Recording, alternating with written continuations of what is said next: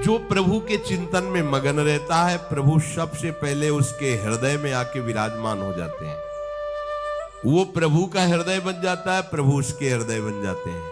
साधो हृदयम मह्यम साधु नाम हृदयम तुहम मदन्यत्ते न जानन्ति नाहम तेभ्यो मनागपि।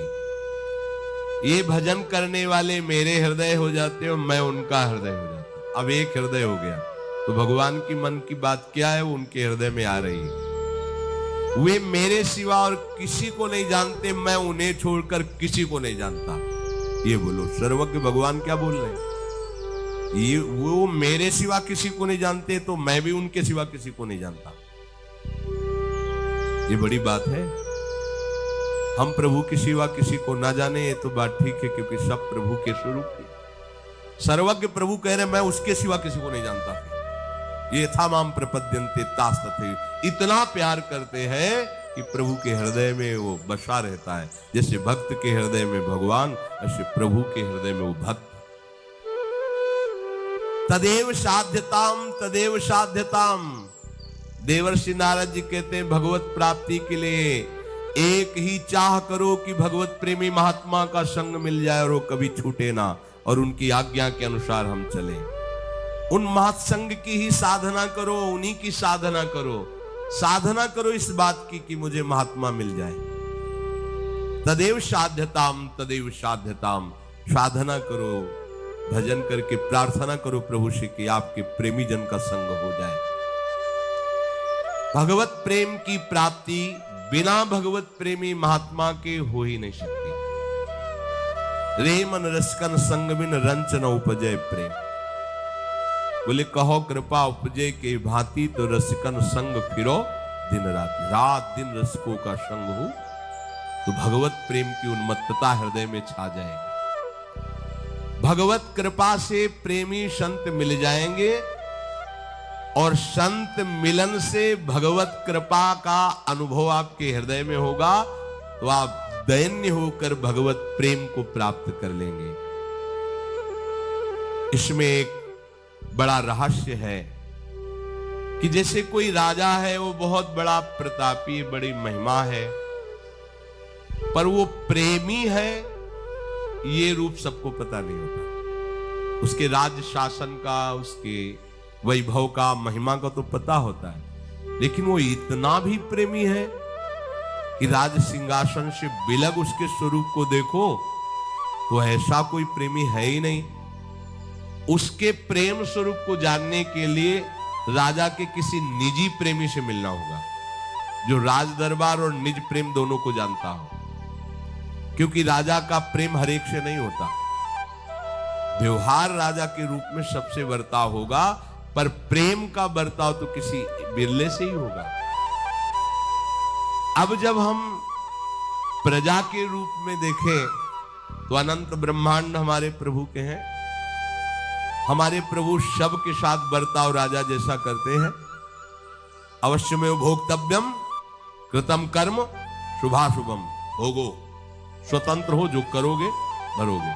हमारी तरफ से तुम्हें जल, वायु, आकाश, ये सब फ्री है, पर अब जो तुम कर्म करोगे उसका तुम्हें भोग भोगना पड़ेगा। और वेद हमारे राजा का यशगान करते रहते हैं। ये जितने वेद पुराण हमारे प्रभु का यशगान करते हैं, लेकिन वो इतने भी प्रेमी हैं कि अपने भक्त के चरण चापते हैं। इतने भी प्रेमी हैं कि वो अपने भक्त के पीछे पीछे डोलते हैं। ये बात सबकी समझ में नहीं आती। ये वेद भी नहीं पहचान पाए हैं इस स्वरूप को। इसको तो कोई प्रेमी जन, इसीलिए ब्रज की लीला बड़ी गरिष्ठ लीला कही गई है, जहां वेद नेति नेति कहते हैं, ताई अहीर की छोहरियां छछियावर छाछ में नाच नचावे। ये प्रेमी स्वरूप है। ये किसी प्रेमी से ही पता चलेगा, वेद से नहीं। यहां तो वेदान्न सन्यस्ति सावच्छिन्न अनुरागम लभते। जो वेद का भी पूर्णतया त्याग कर देता है, वो अखंड प्रेम को प्राप्त होता है। प्रभु का प्रेम गुह्य रहस्य है। इस प्रेम राज्य में प्रवेश प्रभु से नहीं होगा, प्रभु के जनों से होगा। ये बात गूढ़ रहस्य है। उद्धव जी प्रभु के समीप प्रेमी नहीं हुए, पर प्रेमी गोपियों के समीप हुए तो उद्धव जी प्रेमी हो गए। ये गूढ़ रहस्य है, बिना भगवत प्रेमी महात्मा के कोई भगवत प्रेम को प्राप्त नहीं कर सकता।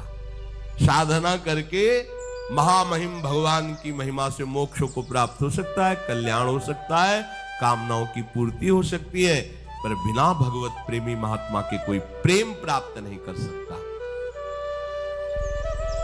अपने प्रेम का रहस्य प्रभु स्वयं नहीं बताते हैं, कृपा करके अपने प्रेमी के पास भेज देते हैं।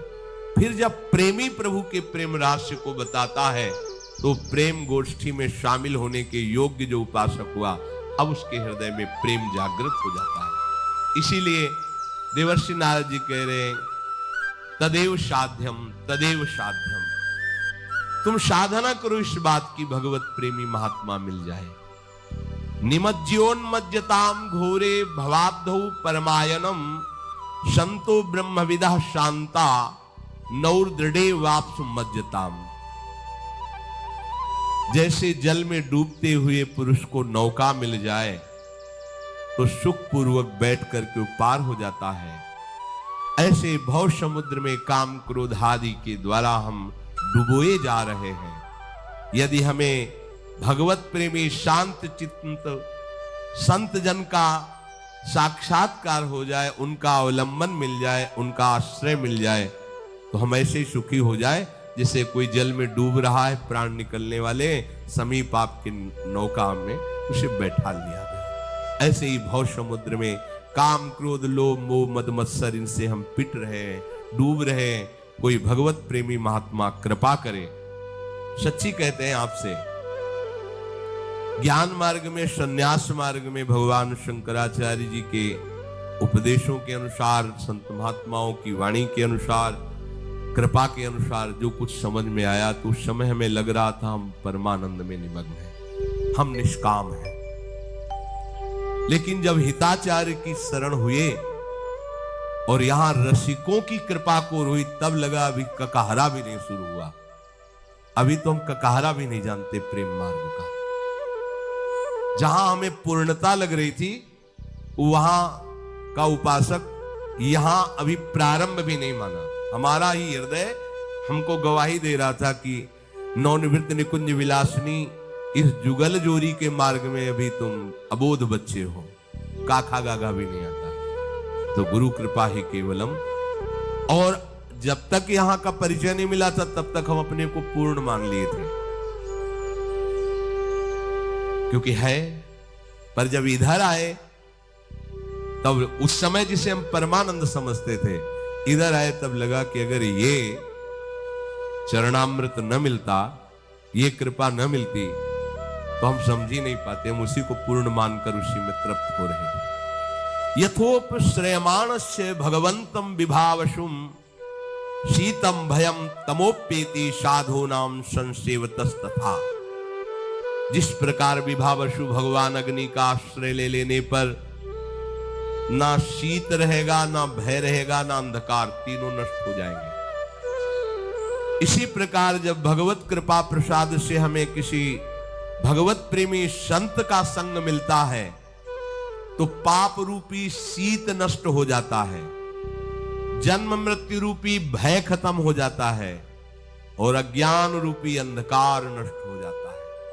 जैसे भगवान अग्निदेव का आश्रय लेने पर शीत भय अंधकार तीनों नष्ट हो जाते हैं, ऐसे भगवत प्रेमी महात्मा का आश्रय लेने पर पाप रूपी शीत, जन्म मृत्यु रूपी भय और अज्ञान रूपी अंधकार नष्ट हो जाता है।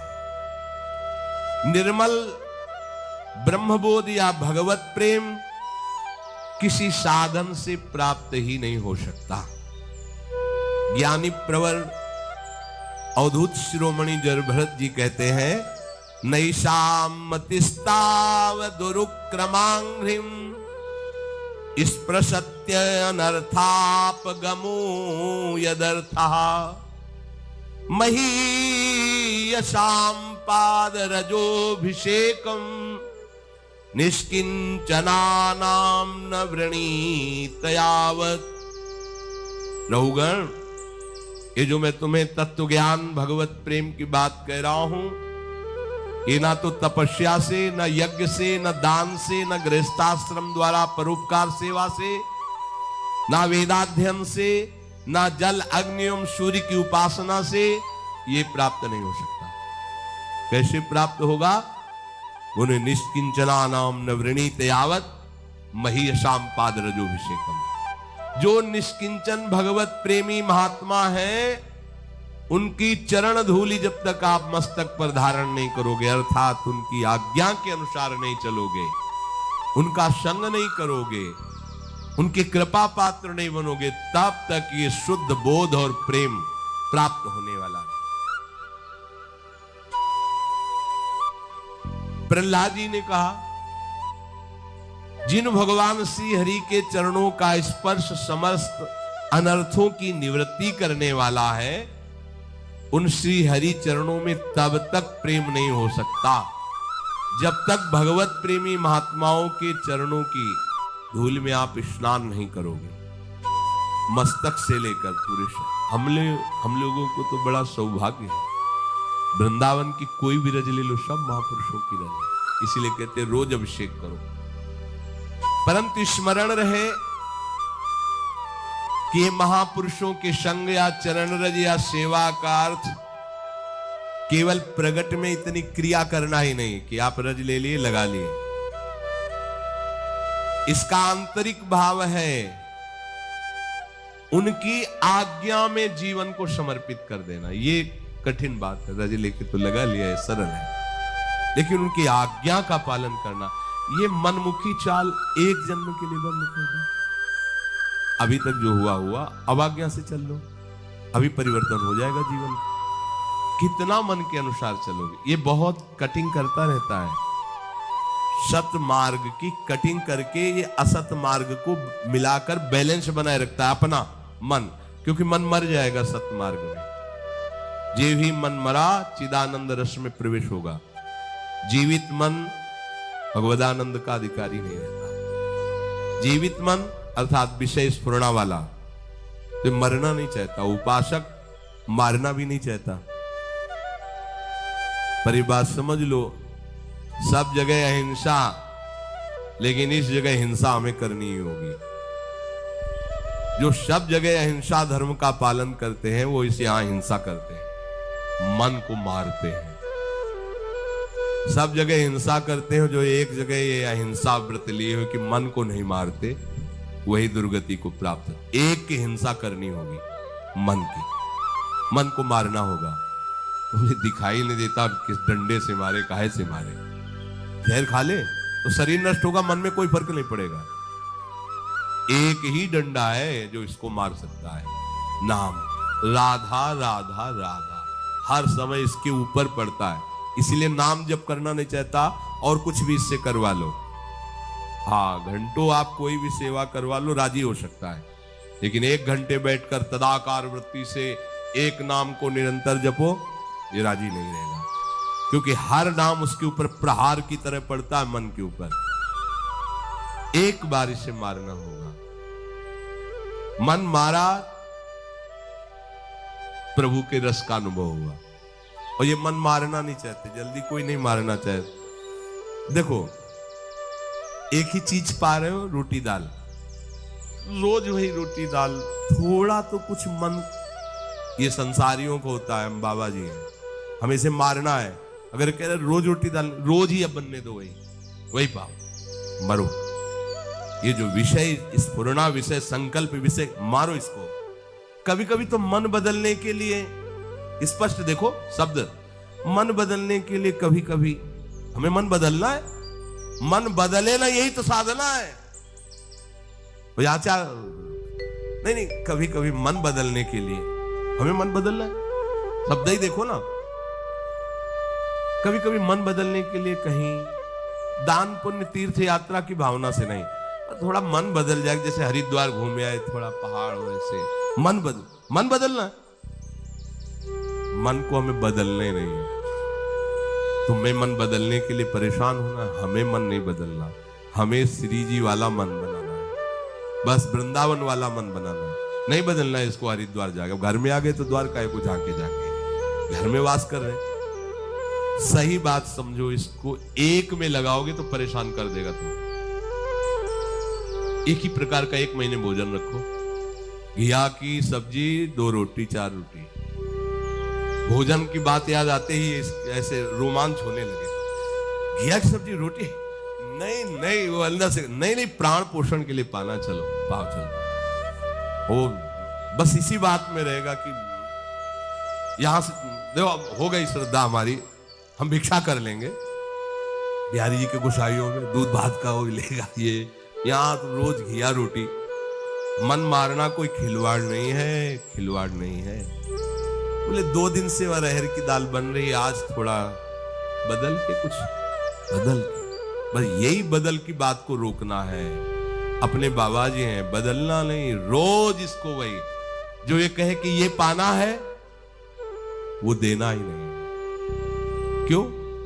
हम तुझसे बार बार प्रार्थना कर रहे हैं कि श्री जी के चरणों की चिंतन वृत्ति बना, बार बार तेरे हाथ जोड़ रहे हैं, तेरी प्रार्थना कर रहे हैं। आए मन, बहुत जन्म हो गए, तूने मुझे जो कहा मैंने किया, अब इस बार मेरी बात मान ले। श्यामाजू के चरणों, तू नहीं मानता, मैं कैसे तेरे को बदलने का अवसर दूंगा? मेरे कहने से तू नहीं बदल रहा, तो अब मैं बदलने वाला नहीं, तेरे को बदलना पड़ेगा। जिद्दी साधक, निष्ठावान साधक, मन मारिया तन बस में कीन्हा, हुआ भरम सब दूर, बाहर से कुछ दिखत ना, ये अंदर चमके नूर। ये मन की विलासता प्यारे बंद करो, इससे हमारे जन्म जन्म बिगड़ते चले जा रहे हैं। बड़ा विचित्र खेल है। तो वो हर समय भजन करते करते ना, वो ऐसा लगता है डिप्रेशन में चले जाएं। तो 30-40 मिनट के लिए बड़ा फेवरेट प्रोग्राम हमारा है अमुक अमुक, वो देख लिया करें। जहर कितना उगल रहा है अंदर से मन, सब बात आपकी मानेंगे, थोड़ी बात हमारी मान लो। बस वो सर्च करके 30-40 मिनट प्रोग्राम देखो, 24 घंटे के लिए उसने अपनी पूरी तैयारी कर ली मन ने। अब वो तुम्हें गिराएगा 24 घंटे, बार बार शीन ला के, बार बार। बिल्कुल इसको किसी दुश्मन को मारना हो तो पहले उसके बल को नष्ट किया जाता है। कहां कहां इसका बल है उसको नष्ट करो, कमजोर करो। तो मन का बल है विषय सेवन, इसे विषय सेवन मत कराओ, ये निर्बल हो जाएगा। निर्बल मन को भगवदानंद में लगाओ, तो भगवन नाम, भगवत रूप, भगवत लीला, इस पर अधिकार करके इसे भगवत स्वरूप। इसका मर जाने का मतलब अमर हो जाना।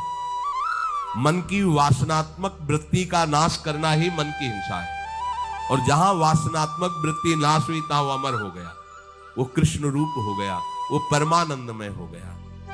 श्री भगवान कहते वासुदेवा सर्वमिति सा महात्मा सुदुर्लभा।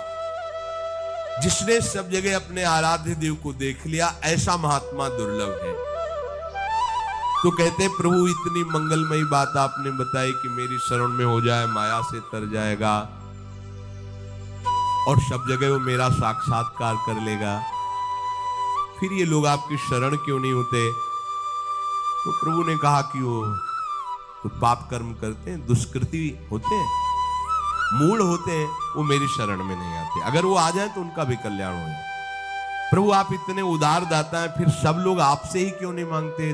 अन्य देवताओं का पूजन भजन करके उनसे भी चाहते हैं। तो ऐसा कामैस्तैस्तैर्हृत ज्ञाना प्रपद्यन्ते अन्य देवताः तम तम नियममास्थाय प्रकृत्या नियता स्वया। ये जो कामनाओं से ग्रसित लोग होते हैं, इनको जहां सुनने को मिला कि इस देवता की ऐसी आराधना करने से ये कामना की पूर्ति हो जाती है, तो उनको शुद्ध ज्ञान तो होता नहीं है, शुद्ध सत्संग तो मिला नहीं है, तो अपने अपने स्वभाव के अनुसार वो उस देवी देवता की आराधना करने लगते हैं। अब भला बताओ, किसी भी आराधना में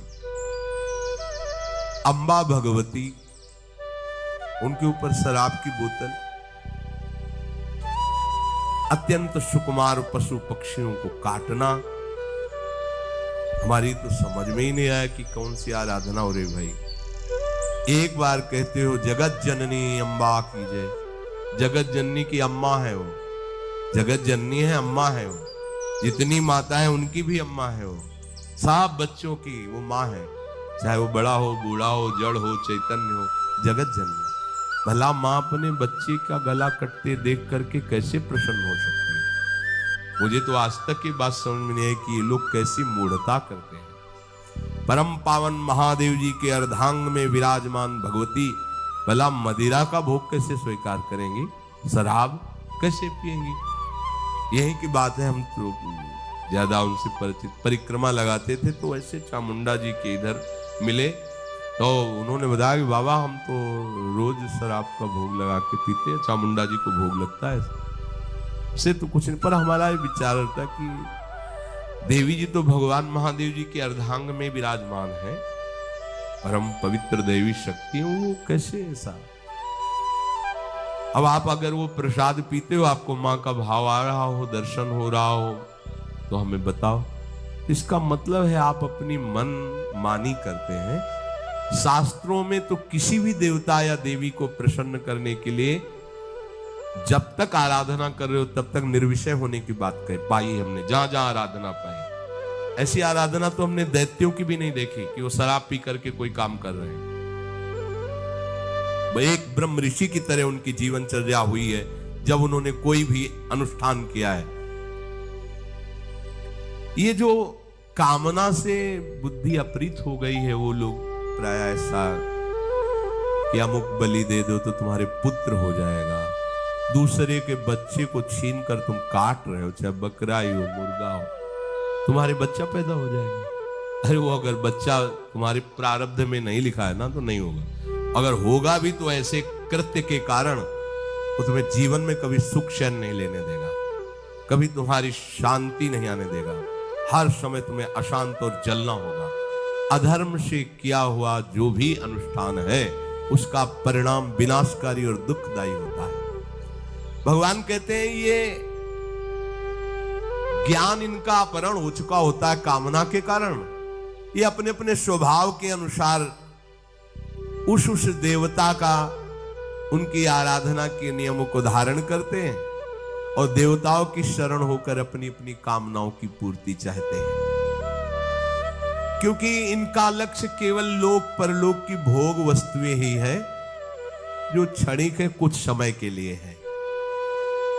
भगवत प्राप्ति करना है, विवेक जागरण करके सत्य वस्तु में स्थित होना है, ये कामना की पूर्ति वाले लोग नहीं जान पाते हैं। बढ़िया उपाय पीछे भगवान ने बताया था कि यदि आप कोई कामना भी करते हो और हमारी शरण में आ जाओ, हम इसे कामना की पूर्ति चाहो, पर भगवान की तरफ आने पर देखो एकदम ब्रेक लग जाती कि आप ऐसा ऐसा भोजन नहीं करोगे, ऐसा संग नहीं करोगे, ऐसा, ये सबको बड़ा कठिन लगता है और मनमानी आचरण भी करते रहो और देवता कामना की भी पूर्ति कर देगी, ये मार्ग सरल लगता है। धन संग्रह की कामना, भोग भोगने की कामना, ये दो बातें सबको परेशान किए हुए हैं और दो बातें एक ही जगह बहुत जोर से पूर्ण हो जाएंगी। जो ही भगवान की शरण होगे तो भगवान के चरणों में मां लक्ष्मी वास करती, धन की इच्छा नहीं रह जाएगी। देख लेना, हृदय से हो जाओ, हृदय से शरण हो जाओ और भगवान सब सुखों का हेतु है, इसलिए किसी सुख भोगने की इच्छा नहीं रहेगी। पर ये पहले सबको समझ में नहीं आती, सबको लगता है ऐसा करो, कोई विधान किए, इतना अनुष्ठान किया, इतना दान पुण्य किया और इतना मिल गया, ये अच्छा लगता है, इसीलिए देवताओं की तरफ ज्यादा भागना होता है। श्री भगवान कह रहे हैं स्वभावो मूर्धनि वर्तते, ये स्वभाव के कारण ही ऐसा करते हैं। अच्छा, कोई भी देवता ना स्वयं मोक्ष को प्राप्त है ना तुम्हें मुक्त कर सकता है, एक छोटी सी शक्ति उसके अंदर है। जैसे गांव के प्रधान की शक्ति एक सीमा में, फिर उसके ऊपर, फिर उसके ऊपर, फिर ऊपर, ऐसे ये सब छोटी छोटी शक्तियां सब भगवान ने ही दी है। लेकिन वास्तविक कामना की पूर्ति तो केवल श्री हरि से होगी, दूसरे से नहीं होगी। अपने जितने सत्संग सुनते हैं, अपने को अनन्य हो जाना है, कोई भी कामना नहीं रह जाएगी। न जीने की, न धन की, न सुख। ऐसी मस्ती आएगी, मान लो कोई साधना, कोई अनुष्ठान करने की जरूरत नहीं, भगवद आश्रित हो जाओ और नाम जितना बन सके उतना नाम गुनगुनाते रहो, पड़े रहो भरोसे पे। वो चीज मिलेगी जो कहीं किसी साधना से नहीं मिलती। ये जीवन की सार बात आपको बता रहा हूं। आपको जो चाहिए वो मिल जाएगा। बस हमारी प्यारी जो की शरण हो जाओ, जितना बने नाम जपो, अन्य आश्रय रहित हो जाओ, सब ठीक हो जाएगा। ये जो बेचारे कामना से जिनका ज्ञान अपहृत हो गया, वो यहां तक आ ही नहीं पाते, वो उसी में फंसे। अगर कहीं थोड़ा सा पवित्र भाव भी हुआ तो देवताओं का अवलंबन ले लेते हैं और उनसे अपनी कामना की पूर्ति के लिए आराधना करते रहते हैं। ये अमूल्य जीवन जो भगवत प्राप्ति के लिए था, निष्कामता के लिए था, भगवत प्रेम के लिए था, वो ऐसे ही खो देते हैं।